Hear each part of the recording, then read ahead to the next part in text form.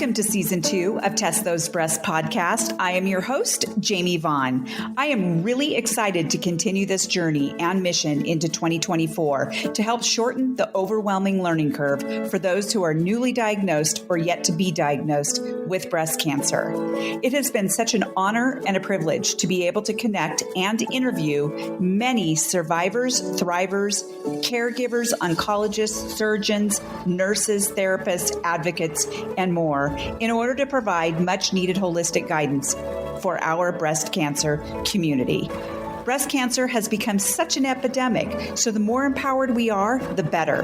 By listening, rating, reviewing, and sharing this podcast, it truly does help bring in more listeners from all over the world.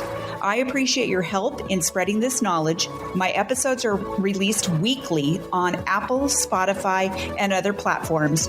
Now let's listen to this next episode of Test Those Breasts. Hello, friends. Hey, welcome back to this episode of Test Those Breasts. I am your host, Jamie Vaughn. And again, this is season 2. I'm so excited to have some amazing guests on this season. I've actually been trying to get to interview my 2 guests that I have today. We've had to postpone a couple of times, but we are finally getting on with this. And so my first guest is a friend of mine that I've had because I worked with her. She is a school teacher and she is Melissa Pruyn. And Melissa was diagnosed with invasive ductal carcinoma, breast cancer in 2018 in the left breast. This was found through a routine mammogram and follow-up ultrasound and biopsy. Because of early detection, it was stage 1A and required only surgery and radiation. And my next guest is Alli Nagel, and she is a breast cancer survivor. I actually met her. She reached out to me. We go to the same yoga studio, and so does Melissa. So we all go to the same yoga studio together. And Alli reached out to me. She had caught wind of my podcast at the yoga studio, and I got to know her at coffee, and I was so happy to meet her. She is a native Nevadan and lives in Reno, Nevada, and she enjoys spending time outdoors and is passionate about trail running, Nordic skiing, and cycling. And she is a tax accountant and has worked in public accounting for 15 years. Well, Melissa and Alli, I just appreciate your being here, to tell your story. I've had such a pleasure meeting so many different survivors and everyone's story. We can all agree that we have a lot in common, obviously, but we also have very different stories in how we found out we had breast cancer and sort of where that has taken us today into survivorship. So welcome, welcome, welcome. How are you guys doing? How are you doing, Alli? Great. Good. You went skiing today. You went cross-country skiing. And so I do hope you guys know that. And you look great, by the way. I do video these and they do go on YouTube. And so people seem to really be liking that so they can listen or watch. So that's really cool. And Melissa, how are you doing, friend? Doing good. It's great to see you, Jamie. Thank you. We all look pretty healthy and happy. We have a wonderful sunny day here in Reno today, which is finally. So I want to talk about, number one, I'm going to start with Melissa. Melissa and I started working with each other in 2018. 17. And I think it was 17. And then the following year, 2018, before kids even started coming back to school, we were at school at some trainings. Melissa got a phone call and it was breast cancer. But before we get into that diagnosis, Melissa, can you explain to our audience, who were you before breast cancer? Well, I'm still trying to be this person, but I'm super active, outdoorsy, and had great energy and was very positive. I ate healthy. I had none of the that's why I got breast cancer. That I was completely questioning, why would I get breast cancer? I exercise, I eat healthy, I don't drink very much, all of those things. There's no genetic makeup, I found out later. So really a pretty positive person and had no fear of those type of long-term illnesses whatsoever. Right. You're also and still are very hardworking. We worked really hard as teachers and there was just so much on our plate. And I do remember when I finally came out with my diagnosis, one of the comments, several comments were like, "Oh my God, Jamie, but you were so healthy." And it just confused me because I was like, I am healthy. So we found out a lot about that afterwards. Alli, how about you? Who were you before breast cancer? Before breast cancer, I knew nothing about cancer of any form, let alone breast cancer.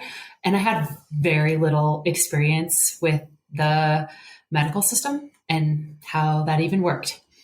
I was incredibly active and have been working on strength training and running and just pursuing my athletic endeavors and also really focused on my nutrition even before. So we were all healthy. Yeah. Really Definitely. healthy. Yeah. Mind, body, and soul. We were active. We ate right and all the things. Yeah. So I'm 56 years old. I was 54 when I was diagnosed. Melissa, how old were you? I am 56. You and I are the same age. So I was 51 when I was diagnosed. Okay. And how about you, Alli? I was diagnosed when I was 49. Okay. All right. Yeah. So kind of in the same sort of 5-year span of time from each other. Okay. Alli, what was your diagnosis? How did you find out and what were your treatments like? Sure. So I was diagnosed in May of 2023 with stage 1A invasive ductal carcinoma, was estrogen and progesterone positive and HER2 negative.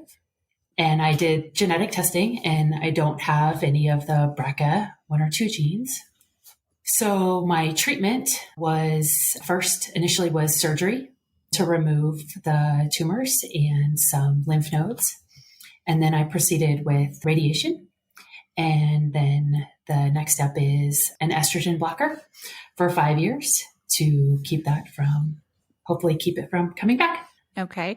You found out in a very strange way. You looking back, you're like, holy moly, how did that happen?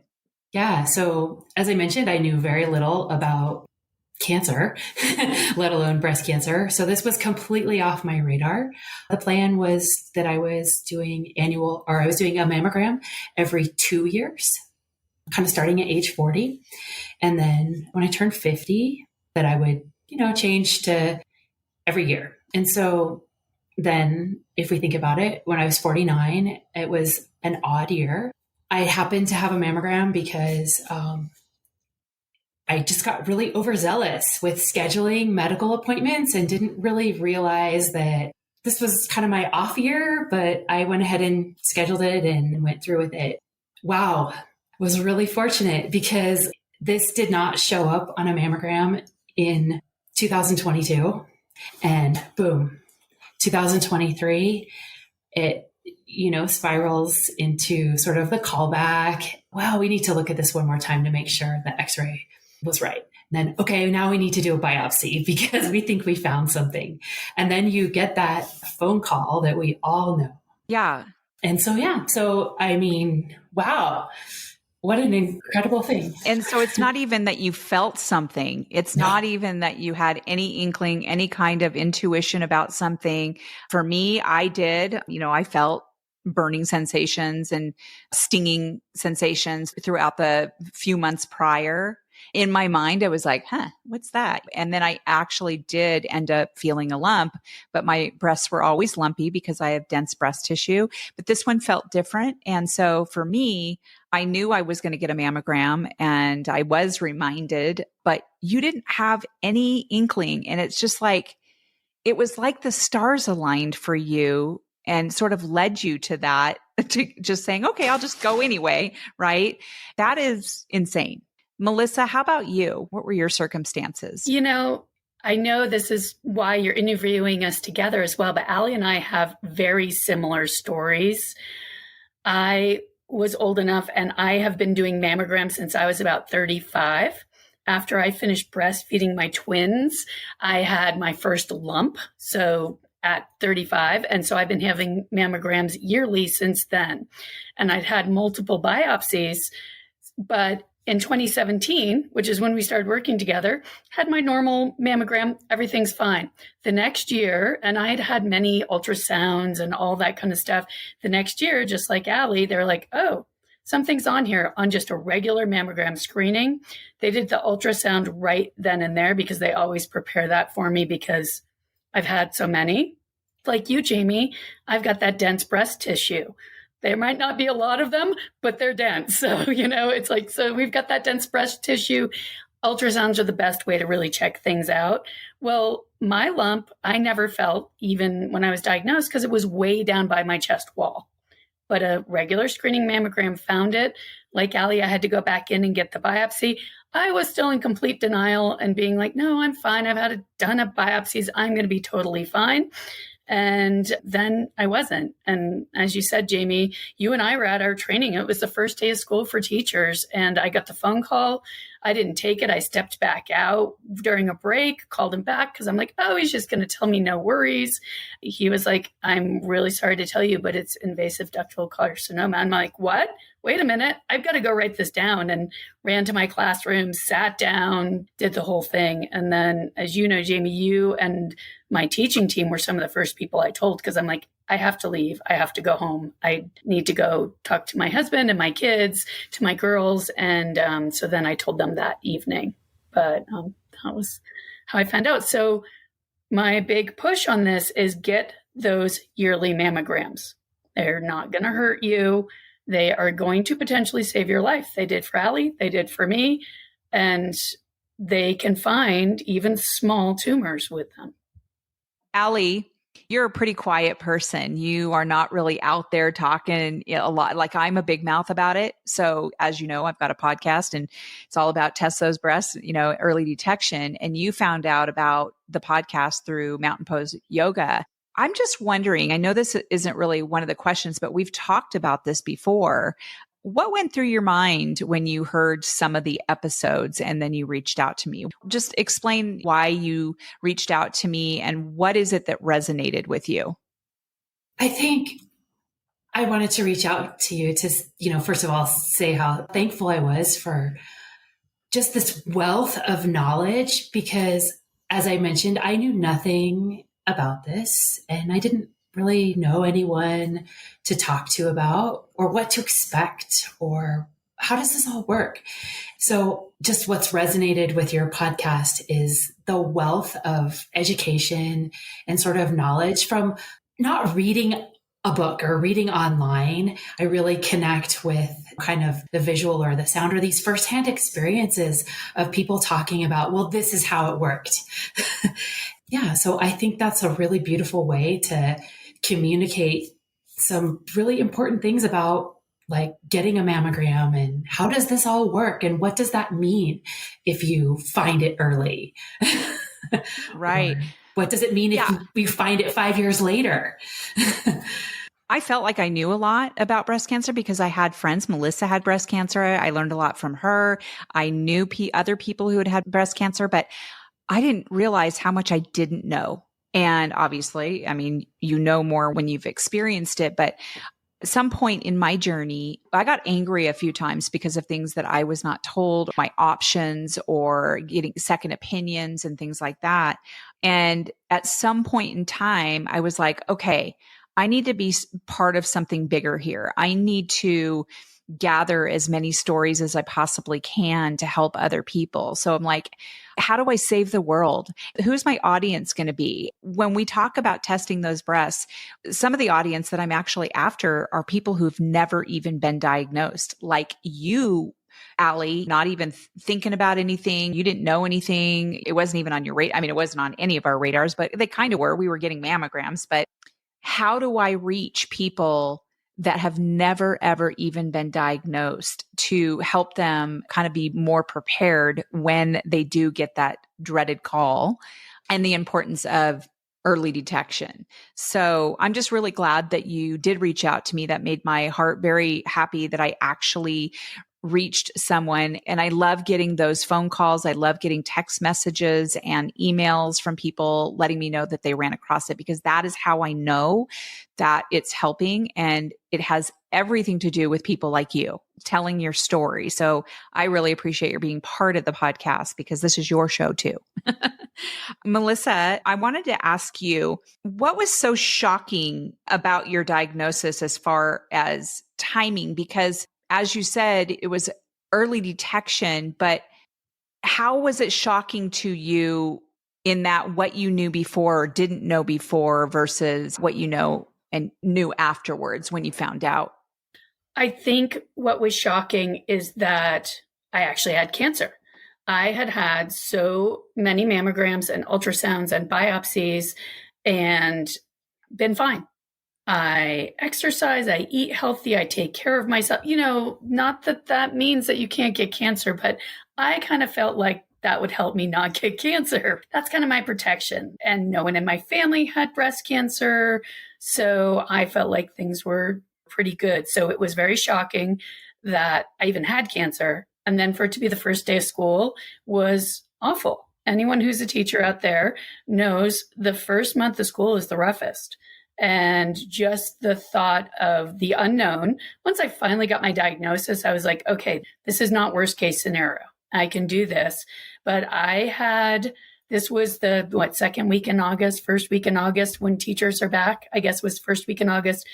I had surgery the last week in August. So to get my kids, and Jamie and I, we taught next door to each other, middle school gifted students. And luckily, some of the kids I'd had the year before because they roll up, but I had 3 weeks to get organized, to get a month's worth of sub-plans in place and get them ready to go. While trying not to be stressed because, you've got cancer. So just all of the timing on it, but also being thankful that they found it and found it so early. Right. Is it true that possibly all three of us might have been thinking in our minds that breast cancer is something that happens to other people?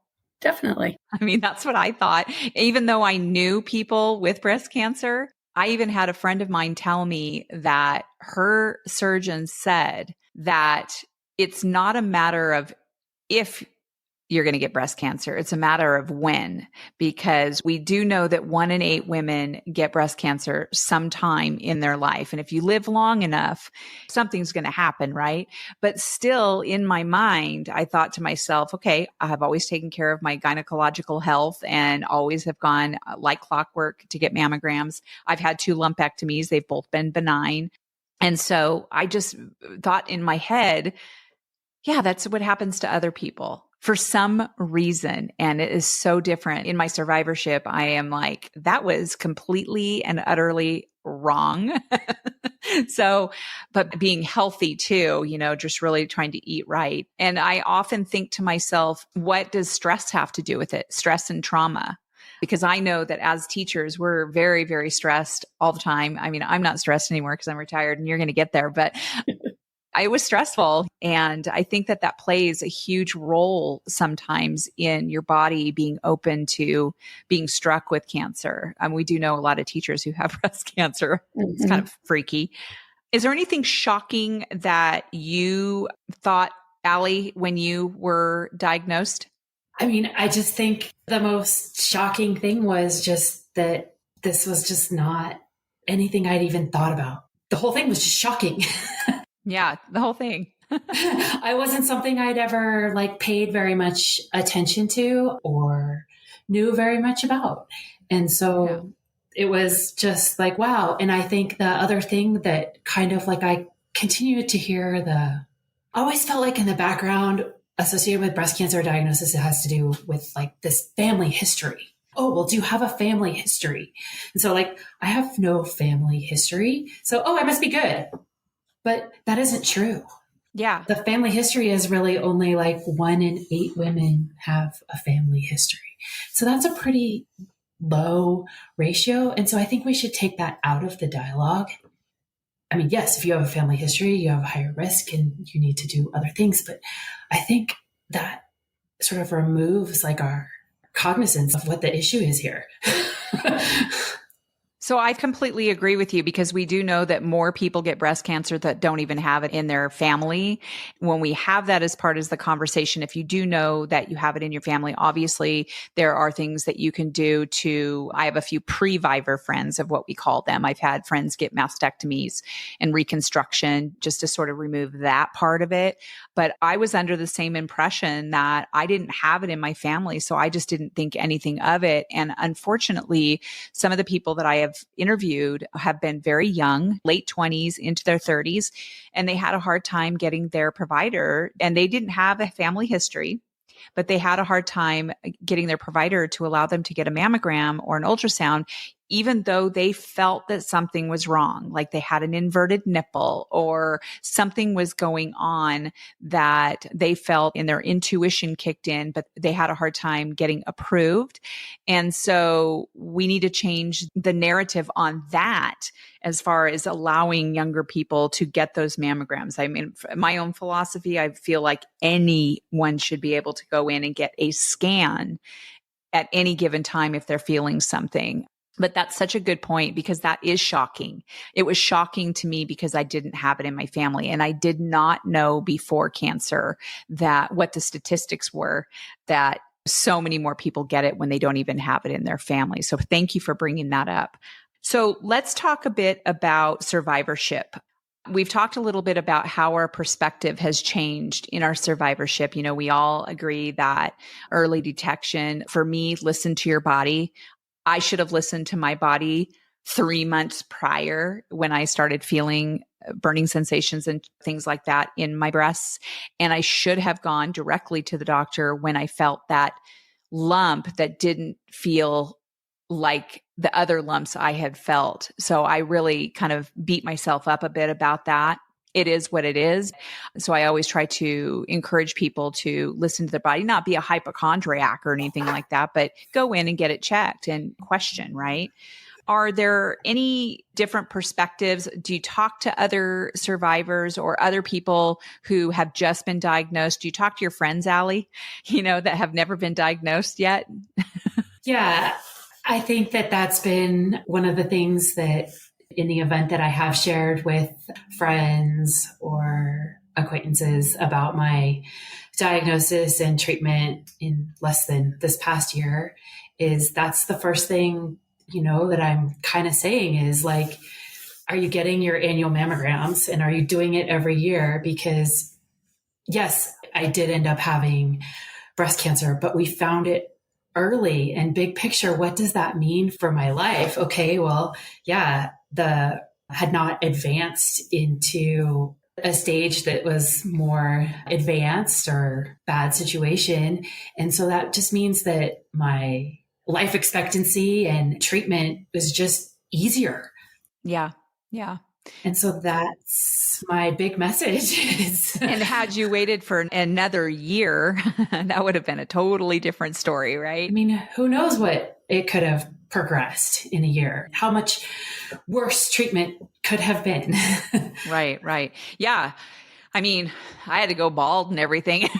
And I was thinking that I was taking care of myself pretty well and that if anyone, I would have been one to catch it really early. And in retrospect, I did.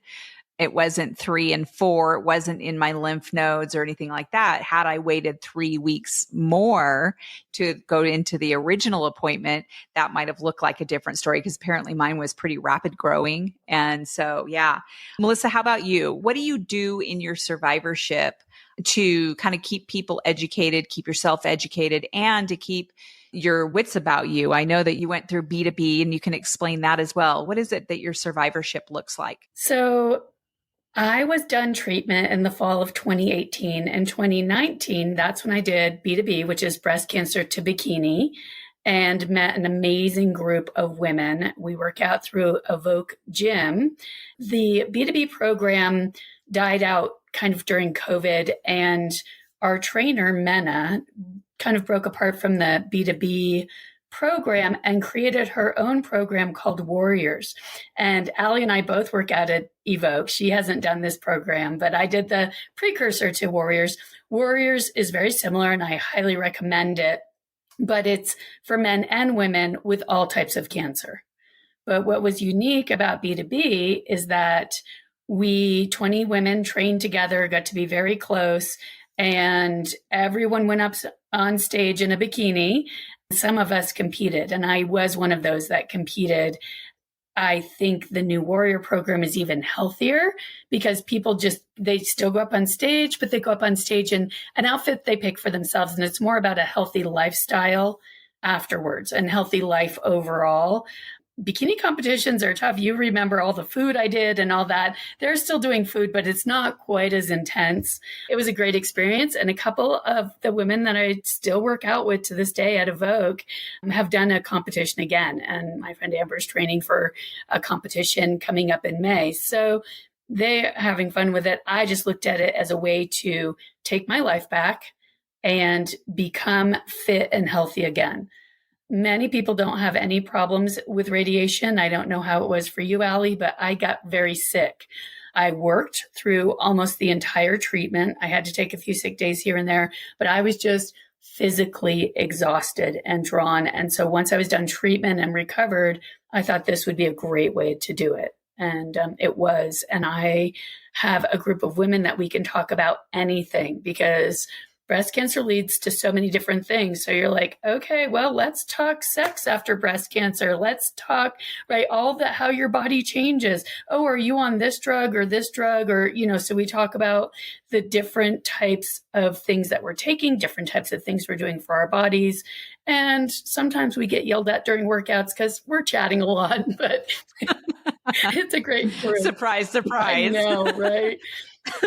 That brings me to something else I really try to help any cancer patient, no matter what, is to plug yourself into the community, plug yourself into, even if it's a small group of women or whoever, so that you can talk about these things. And you bring up a really interesting topic about intimacy after breast cancer. That is a huge topic. And I'm actually going to be interviewing someone about that in a couple of weeks. We had a conversation yesterday, and it's going to be a good one because before breast cancer, my husband and I have always been intimate, and it's always been a huge part of our lives. I remember before I was diagnosed, one day it really, really hurt bad. And I wonder if that was because I may have been going through menopause and breast cancer may have pushed me into menopause, but I was so shocked at the pain. And after I got finished with the whole treatment and my breast surgery and all of that, I went to a new gynecologist, and she said that things can change, especially when you're our age and it is menopause season. I guess it's the season of our lives, right? But it's really important to see a gynecologist who understands that gynecological health and that spills over into intimacy in your personal life. She cured me.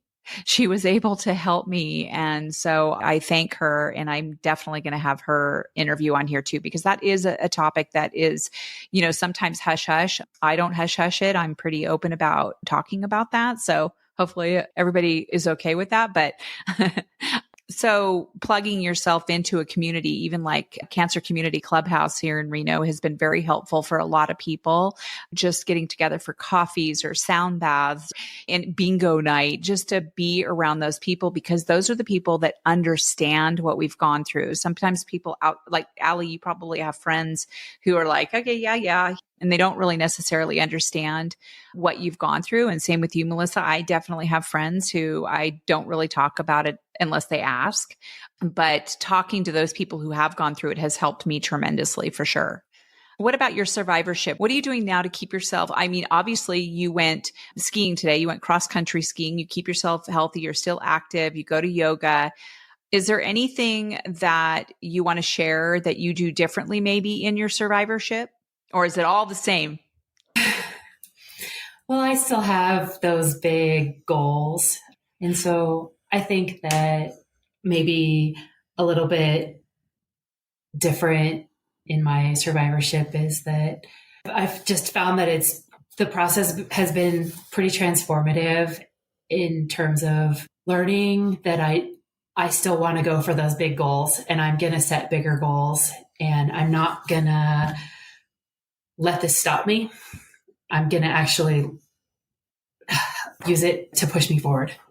Yeah, maybe more so than before breast cancer. You might Yeah. think, oh, I have all the time in the world. For me, it's like we travel a lot and I'm like, I want to live right now. Yeah. I don't want to wait. I don't want to sit there and constantly say, I just want to do things now and I want to go forward. I want to accomplish things, mainly because when it all comes down to it, we had cancer. Cancer tried to kill us, right? And so I want to live. And so I think that's really important for people to know out there is that especially if you catch it early and you go through the treatments, you can have a lovely life after cancer. And you certainly meet a lot of people. They call it the sisterhood of all sisterhoods. I mean, look at us. We're friends. And I've met a ton of people that I've never even met in person. They're across the country or out of the country that I'm in touch with on a regular basis just because I went through breast cancer and now what I'm doing with the podcast. So I like that you have big goals and it's probably lit a fire maybe a little bit Absolutely more under your butt. Yeah. Yeah, Melissa?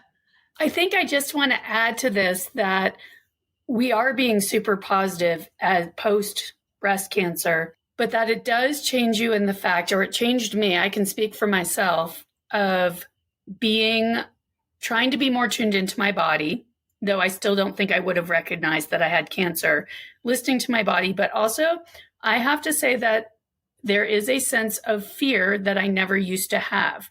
I don't let it control or run my life. But if I feel a lump now, I'm going in. I'm not going to wait. If I feel something weird going on, I call the doctor. And I don't necessarily think that's a bad thing, but that is a change from pre-cancer. Yeah, a lot of survivors that I've spoken to. Well, I've seen survivors get cancer again. It's not abnormal to have that fear, right? We know that it can happen to us. So we do have that little bit of fear and we pay attention a lot more. And I don't let it run my life. I still go and do the things that I want to do. That's why I want to do things right now. I want to travel. I want to take advantage of what I can take advantage of now. So advice, your biggest piece of advice. Listen to my podcast. No, my piece of advice is that, especially for the type of stage and type of cancer that Melissa and I had, the treatment process is pretty clear. So you go through this treatment process and there weren't a ton of decisions. It's just sort of like there's the data and the research supports that this is really what you need to do. And so that's treatment. But I also think that my advice is that there's this whole other piece, and that's recovery. I have a physical therapist, a mental health therapist, and a dietitian that are helping me get through recovery in the healthiest and most beneficial way. And so treat your recovery as something that's just as important as treatment. Right. That's such a good point. That's such a good point. And sometimes I don't know about you guys, but I have people sometimes thinking, oh yeah, Jamie, you're back to normal and everything's just honky dory. And that's just not how it really works all the time. And so to honor your feelings about things and your emotions, I'm still seeing a therapist. I started seeing her at the very beginning of cancer and she has been incredibly helpful. And I even sought out a therapist in Australia that I'm still in touch with, Eddie Enever, that I interviewed as well. And because that recovery and you're into your survivorship is really sometimes as important, if not more important than the treatment. Obviously, the treatment saved your life, but you also want to have mental stability going forward. So yeah, that's such a great point, Alli. Thank you. How about you, Melissa? Advocating for yourself, like you said, Jamie, is huge. Advocating for yourself as you continue in your recovery is important as well. I also wanted to say, because the recovery process is huge and how you decide to do that, every single type of cancer, breast cancer, is different. Alli and I had the same type, but our process would still be a little different of how the team we had, the process we went through, and how we are recovering. And so that was why my B2B group is kind of like my recovery group in a sense, I guess, because they understand that and we all pick our own ways and share those. I think it's really important to advocate for yourself because your body changes after cancer. And sometimes it's hard to separate that from menopause because, as you said, like it kind of kicks us into menopause, many of us. I advocated for myself and made the choice not to take the estrogen blockers after a year because I was having major ligament issues. My ligaments and tendons and stuff just ached and hurt. And I still have issues with them getting easily injured. Even after not being on the estrogen blockers, my body has changed. Like these might be things I had a tendency for, but I expect change. And I kind of finally had to give myself permission to say, that's okay. My body has changed. I survived and I'm still super active and I just have to be careful not to hurt myself like I do sometimes. Yeah. And I think aging when we age, True. we change, right? I mean, my body definitely has changed. And I mean, I'm just 8 weeks out from my surgery. And I finally just got back into yoga this morning and it felt so good because I'm so used to being active. And I need to get prepared to backpack this summer sometime. I am not in the shape to do that right now. So I need to definitely practice. Thank you for bringing up the body because it does change and we feel different inside. I mean, my breasts are different because, well, right. I mourned losing my breasts. I loved my breasts before. And I am very, very lucky that I had the surgeon that I did because he made me whole again. And I never thought I was going to say that at all.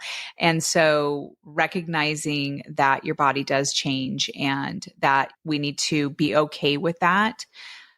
And it's also okay to mourn your body and it's okay to feel bad at sometimes and walk through it. Just don't stay there. Yeah. Well, I think that you two are the prime example of major early detection, but also understanding that your treatments were kind of rough. You know, it wasn't just a easy peasy. I watched you the whole time, Melissa, and now I can appreciate it so much more because at that time I didn't have breast cancer, but I appreciate it so much more what you went through and the exhaustion you went through. And Alli, I hope that people that you talk to, your friends and things like that, take that into consideration. And for me, if I can reach one person, but I don't want to just reach one person, I want to save the world. All right. That's what I want. So is there anything you'd like to leave us with, Alli, before we wrap up? Get your annual mammogram. Get your annual mammogram. And if you're okay, you're okay. If they find something, it'll be chaos, but it eventually will be okay. Yeah.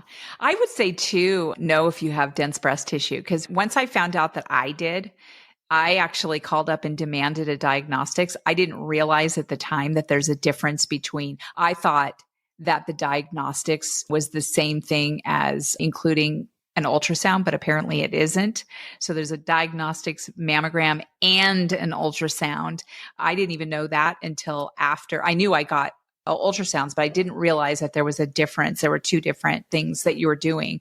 So knowing if you have dense breast tissue, and I know right now that doctors are required to tell women if they have dense breast tissue, which is nice. Melissa, how about you?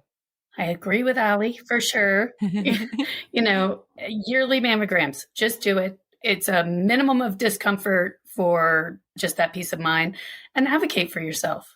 Really try to listen, be as healthy as you can. But in that sense, it's not your fault. Like, just remember, it's not your fault. And that you too will get through this. Yeah. I like that you say not your fault, because a lot of people do think, what did I do? What did I eat? Mm-hmm. If I could have done this, if I should have done this, and it isn't your fault. And people just get breast cancer sometimes. And so we know this. It's so well known that we've got to go test those breasts. So, okay, ladies, thank you so much for being on. I really appreciate it. I'm so glad that we finally got to hear your stories. And I just really want to tell my audience that these two ladies have such great advice to give. If you can pass it around to your friends, listen to it yourself, and remember to test those breasts. And I will definitely see you next time on the next episode of Test Those Breasts. Bye for now. Friends, thank you so much for listening to this episode of Test Those Breasts. I hope you got some great, much needed information that will help you with your journey.